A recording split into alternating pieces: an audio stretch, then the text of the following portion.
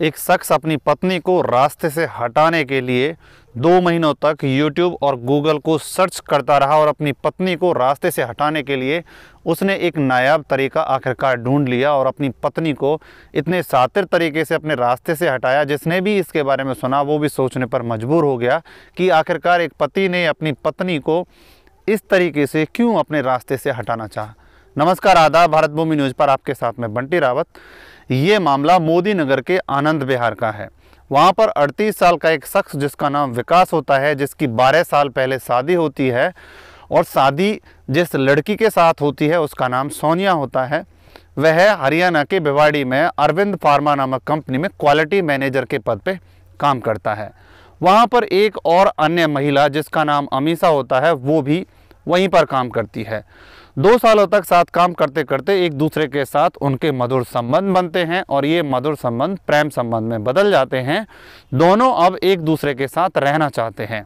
इसी बात को लेकर अमीषा विकास के ऊपर लगातार दबाव बना रही थी कि वह अपनी पत्नी से तलाक लेकर उसे अपनी पत्नी का दर्जा दे, लेकिन विकास अपनी पत्नी के रहते इस काम को पूरा नहीं कर सकता था। इसके लिए उसने लगातार 2 महीनों तक YouTube पर बहुत सारे वीडियो ढूंढे, गूगल पे भी बहुत सारे तरीके सर्च किए कि ऑनलाइन हथियार किस कंपनी से मिल सकता है, ऑनलाइन जहर किस कंपनी से हम मंगा सकते हैं। ये सारी डिटेल इकट्ठा की।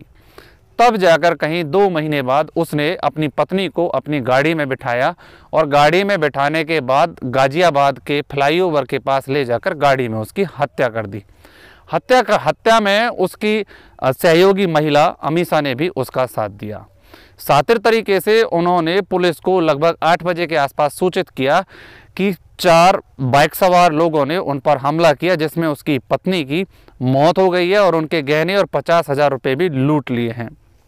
पुलिस जब इस मामले पे कार्रवाई करती है, उनके वीडियो कॉल को खंगाला जाता है, उनकी कॉल डिटेल खंगाली जाती है, तो पुलिस को बड़ा ही चौंकाने वाला सच पता लगता है।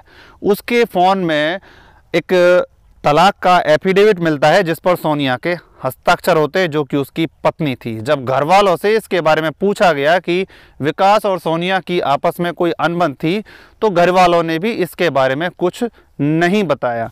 जब सोनिया के माँ बाप से इसके बारे में पूछताछ की गई तो उन्हें भी इसके बारे में ज़्यादा जानकारी नहीं थी। जब पुलिस ने सख्ती दिखाई और विकास को हिरासत में लेकर सख्ती से पूछताछ की, तब जाकर कहीं पता लगा कि विकास ही अपनी पत्नी की हत्या में मुख्य आरोपी था। इसमें उसकी एक महिला जिसका नाम अमीषा था, उसने भी उसका सहयोग किया था।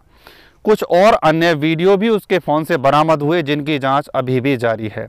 एक पति ने अपनी ही पत्नी की इतने खौफनाक ढंग से हत्या कर दी, केवल अपने प्रेम प्रसंग के चलते।